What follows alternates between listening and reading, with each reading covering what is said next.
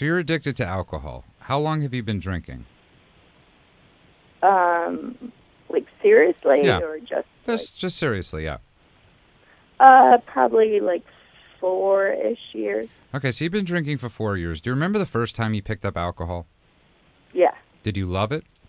Please say no. No. No, I was very young. Yeah, and the taste made you nauseous. It did with I me thought it too. was gross. But yet you continued to drink until you found the drink that you liked. Right. That's sort of the same thing that you sometimes have to do with meetings. You have to. I see what you did there. Yeah, that's pretty good, right? Mm-hmm. I didn't know where you were going. The Judah's got skills. And but do you get what I'm saying, Elizabeth? When we're drinking, we have no problem sometimes drinking bad drinks. Right. Well, I think it's a couple of things. How often do you drink? Like every night. Every night. And so what I would suggest for you is while you're figuring out, I think that maybe you just want to go away to treatment because you think somehow that's going to be easier than walking into the rooms. But maybe you can try call central office and find out what meetings are near you that are women meetings that you can go to. There's some meetings that are only women that are in your area after work, which would be a good time for you since that's usually when you like to pick up a drink, and make a commitment to go every night from now until next week and call in and let us know how you're doing. Yeah. And here's another thing, Elizabeth.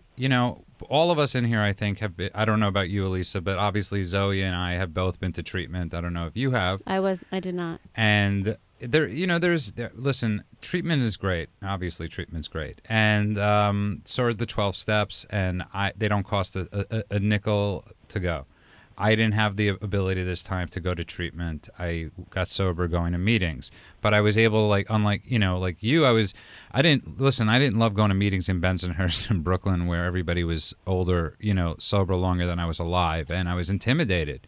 But because I wanted to stay sober, I trudged through it, and I made it through it. And you might not be at that point, but Elizabeth, I'll tell you what, I don't know what type of insurance you have or any of that jazz. Go to the KLEAN, give us a call. It's absolutely free. And we're going to hook you up with Elisa, too. We're going to try to either figure out what's best for you, whether it's to go to meetings, to go to rehab. And we're going to look at your case and say, what is it that you need to do? And I can also introduce you to some fantastic women that are sober, that live in New York. There's great treatment there, and there's amazing women and amazing recovery. And we'll hook you up with some nice ladies. Okay, Elizabeth, stay on the line. Producer Carolyn's going to give you a couple numbers, give you our number if you want, whatever you need, Elizabeth, okay? Okay.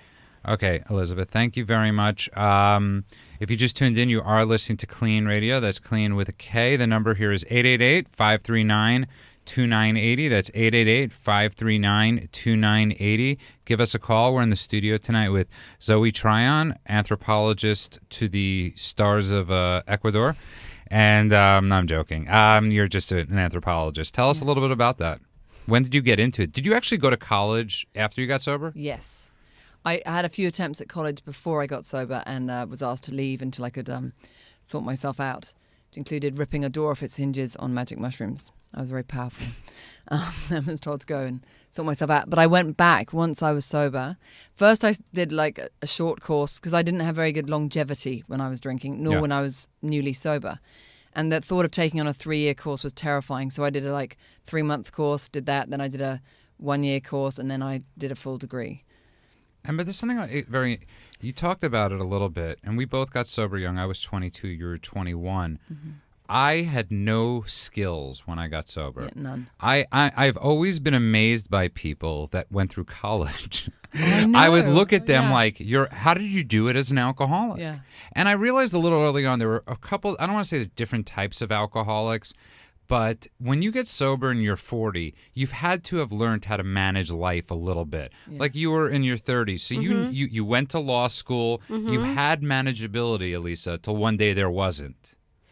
Yes, I had manageability, but I didn't have that serenity. Right. I wasn't comfortable in my own skin, and I didn't know who I was, and I was just sort of going through the motions, so to speak. But part of you is what I'm saying. Part of you knew how to live life. You were very successful on the outside. Right. Like Your outsides were you went to school. It was a fluke. Right. Right. But it's not. But for people, and the 21-year-olds out there, no manageability whatsoever. None. Like you were I sharing. chose my college based on the fact that they were a very well-known druggy college. And they had rave parties. It was a Manchester University. And they had raves everywhere. And it was wild. And that's why I chose to go there. And then I got kicked out. And so I think that's important to talk about, because I think a lot of people, when they get sober, their fear is that, we had it last week with the dating question That's that right. guy had. And I didn't know how to date sober. Heck, I didn't know how to ask a girl out sober. I didn't know how to study for a test. I was 22. I was I had no life skills. So how did you talk about the hope in that? It was a very slow process. And I think going to, I was in rehab for 9 months and it was very, very structured, Right. And so we were taught how to do very basic things. And I had a few, what I now know are panic attacks, meltdowns in the kitchen. You had to cook 2 days, two times a week for the rest of the people in the house. Once we were in the halfway section, we had to plan fun nights every Wednesday night. We had to go to the supermarket on Mondays, which was hysterical because we were given a budget. You got 5 alcoholics with a budget in the supermarket and having to go, like, I have panic attacks in front of the biscuits. But how do you choose which biscuit, Right. And all of this was terrifying, and people be in tears on fun night. We weren't allowed to go to the cinema because we'd all just be zoning, look at the screen. We had to do something interactive. So we went bowling a lot. Yeah, bowling's a very good sober event. I was really bad at bowling. Yeah. But it was really fun, and you learn little bit by little bit by little bit how to do that, and slowly get confidence to do, bigger and bigger things, and then get more and more hope, looking at other people who've been sober for 3 weeks. Right. Or for 6 weeks, and then, having a little bit of a dream, and then, having that come true. And, and I went from having no dreams and no idea to having a dream from when I was a child to go and live and work in the Amazon. It's quite a big leap. Yeah. And eventually having the courage to go and do that, which is quite courageous if I do say so myself. Yes. Well, talk a little bit about the fact that you grew up in England, and none of your family would dream of going to the Amazon. No. She's saying a little bit your family's a little stuffy. No, saying I'm about saying joking. it's not. It was totally out of your element to one day say, I'm going to go to the Amazon, and you ended up living there for Yes. 5-6 years, and then when you came out of the jungle, what was that like? Then I came to Beverly Hills, darling. I know. What was that like for you? And we talked a little bit earlier about even in sobriety going through those changes. And I know that I felt that, at 5 years, I know that you went through that. And talk a little bit about what that was like for you. Which bit first? The going to the jungle bit? Both. Well, I mean, I think in recovery, the first few years for me were just about survival, and they were just, I got my ass I sat on a chair in a meeting every single day, right? Because that's what I had to do, and I followed all the suggestions, and I did all the readings because I didn't want to get sober initially, and then I got that bit of hope, and then I did whatever it was that I could do to stay sober, plus 10 other things, right? And then slowly, I got this. I got to know who I was and what I wanted to do. You could say hell. Hell. That's not one of the bad words. I've been told that I'm not allowed to swear. Yes. Okay, that's quite a bad word. Not in America. Okay. And I studied. I went to university and I studied anthropology, and I'd always had this dream to go and live and work in the Amazon, and it got to a point in life, and my life was good. I was sober. Things built up, but I felt that I wasn't living my greatest life. I wasn't living a life beyond my wildest dreams, which I'd been promised in the, the meetings, in the 12-step meetings.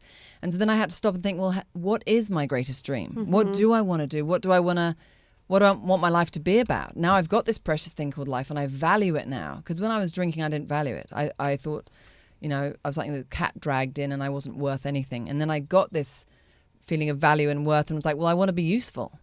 And how would that look to me? And then if it was like, if there were no rules, what would I do? And it's like, well, I go and live and work in the Amazon. And, I grew up in Wiltshire, England, and you don't go running off to the Amazon. Although my grandmother was the first woman to play polo in Iran. That's pretty amazing. Wow, I didn't know that. Yeah. And by the way, if you just tuned in, you're listening to KLEAN Radio. That's KLEAN with a K. The number here is 888-539-2980.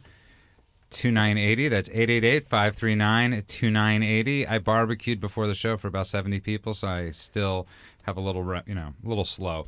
But we're in the studio tonight with Zoe Tryon, anthropologist extraordinaire, and Elisa Hallerman is my co-host. Tonight, owner and operator of HighlyLife.com. Let's go take a call. We'll keep him over, but let's go to Patrick. Patrick, Austin. Oh, great. Welcome to KLEAN. Welcome back to KLEAN, Patrick. Hey, Patrick. Hey, how you doing, guys? Good. Hi, how Patrick. are you? How are you? I'm pretty good this week. So last week, you had a day sober when you called in the show. Mm-hmm. How are we looking now, Patrick? Well, I don't know, 8 days, whatever it is. That's awesome, Patrick. That's amazing. That's amazing. How you feeling? Pretty good. I mean, I didn't really do much this week. I just kind of, well, that's not true. I did a lot of Posting on Facebook. searching. What's that? You did a lot of posting on Facebook. Yeah, right. A lot of free time. Yeah. No, I just kind of laid low and really did a lot of searching myself.